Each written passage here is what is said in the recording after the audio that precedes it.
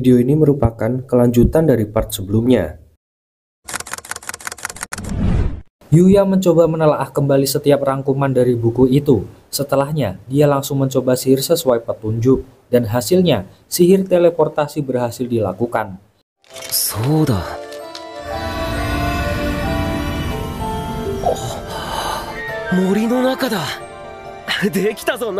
Dan lanjut menjelajahi hutan seperti rencananya. Di dalam gua, Yuya dan Naik selalu waspada. Lalu,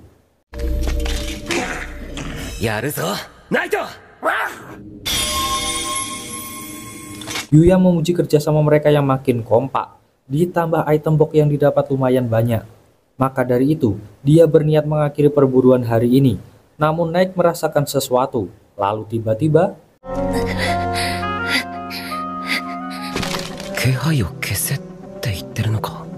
berusaha menolong, tapi entah mengapa Naik malah mencegahnya.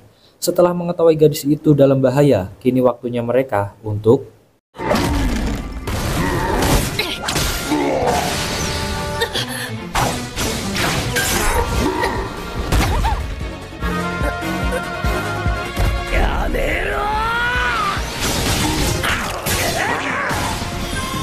faktanya, masih ada ratusan lawan yang menunggunya, tapi lagi-lagi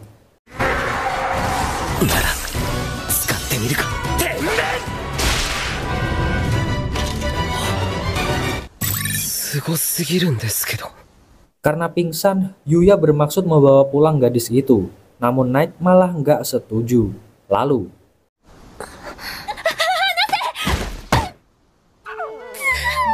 setelah sadar sepenuhnya, Yuya memberinya jamu buyungnya Upi seperti biasa. Mereka pun berkenalan. Dia bernama Luna. Gadis yang awalnya cuma latihan ini, tiba-tiba aja diserang gerombolan goblin elit. Untung aja Yuya ada di sana dan berhasil menolongnya. Luna makin terkejut setelah mengetahui bahwa Yuya tinggal di sini. Berniat balik ke kota asalnya, tapi karena badannya kotor dan penuh keringat, Luna merasa risih. Tapi tenang, Yuya punya bak mandi ajaib untuknya. Akhirnya, dengan riang gembira, Luna berendam sepuasnya.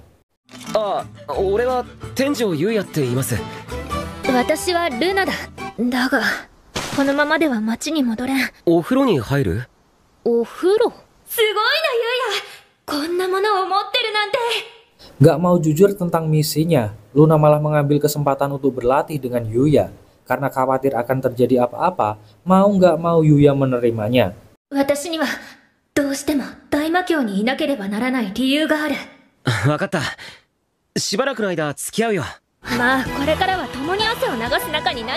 Keesokan hari, mereka benar-benar berlatih bersama. Nyatanya banyak hal juga yang dipelajari Yuya dari Luna, hingga mereka bertiga kini makin kompak dalam menjalankan strategi.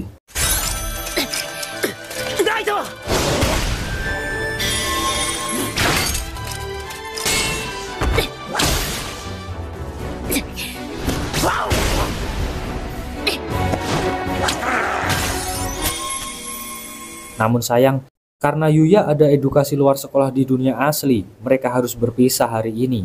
Mereka pun berpisah dengan mandi mewah bersama untuk terakhir kali. Balik ke dunia nyata, Yuya nampak menahan kantuknya saat teman-teman mengajaknya bermain kartu. Hingga dia memutuskan berhenti dan mengingat-ingat tentang peningkatan keberuntungan yang ia lakukan. Setelah sampai di lokasi, mereka semua dijelaskan tentang konsep edukasi ini.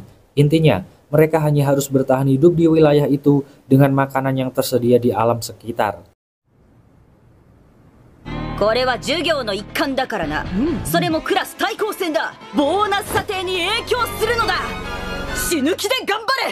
Singkat cerita, mereka sampai di hutan dan langsung membagi tugas sesuai kesepakatan. Yuya dan Kaede kebagian mancing ikan, tapi yang Yuya lakukan malah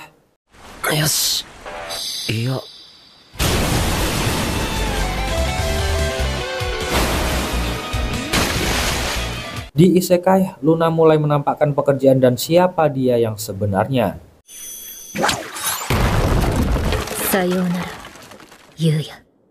Balik ke Yuya dan Kaede yang menemui Rin dan Akari di tenda. Akari menceritakan semua perlakuan Rin padanya. Untung aja Yuya peduli padanya. Dan setelah mendapatkan semua bahan, mereka segera mencari guru untuk konfirmasi.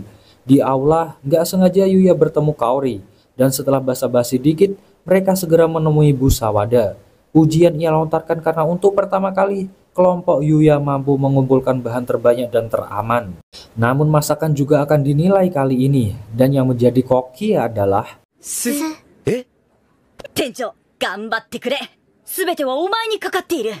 bergerak cepat. Yuya segera memasak dan menyajikan makanan untuk kelompoknya, hingga nggak sengaja Busawada lewat, dan saat mereka semua mencicipi, yang mereka katakan adalah karena selalu memasak untuk diri sendiri. Sebenarnya Yuya nggak terlalu mementingkan rasa, tapi ketika mereka semua melahap makanan buatannya, rasa bahagia dan bangga nggak bisa dia sembunyikan. Karena menenggak komar teramat banyak, hingga nggak sadar Busawada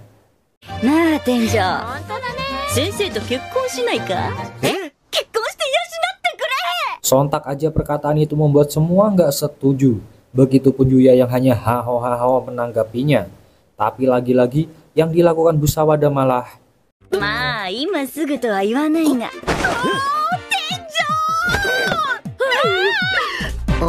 karena punya sihir teleportasi, Yuya bisa pulang dan memberi makan naik, lalu kembali ke acara edukasi dengan cepat. Saat mandi bersama, otot dan semua bagian tubuhnya terlihat sempurna, sehingga banyak cowok yang minder padanya. Sementara di pemandian perempuan, kejadian Busawada yang melamar Yuya diceritakan pada Kaori. Ditambah Kaede yang keceplosan suka dengan Yuya membuat Kaori makin tersiksa.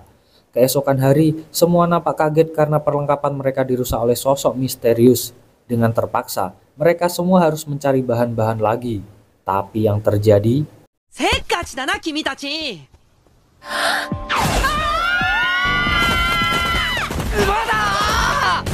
kepanikan melanda semua murid dan guru di sana, hingga tiba-tiba Yuya pun harus menunjukkan kekuatannya di hadapan semua orang.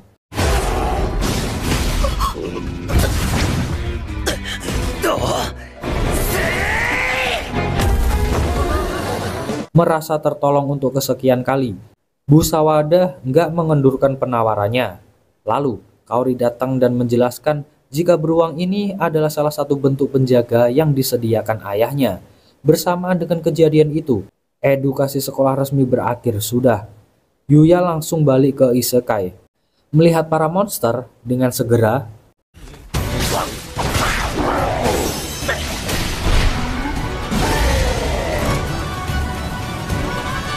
rupanya hari ini dia ada janji untuk menemui raja. Para ajudan dan putri Lexia nampak telah menjemputnya. Tapi Nek dengan segera menyerang Lexia, bersamaan dengan tumbangnya pohon yang langsung dibelah jadi dua.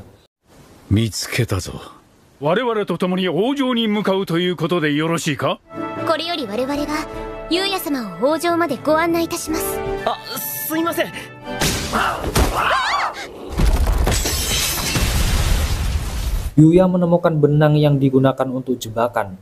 Dia pun segera menyergap pelakunya, dan faktanya adalah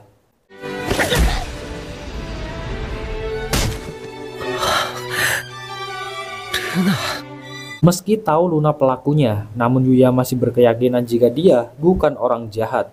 Dia pun meminta izin untuk mengobati Luna terlebih dulu. Dengan senang hati, Lexia memberinya izin karena sesungguhnya Lexia penasaran dengan motif dan hubungannya dengan Yuya. Dan dengan segera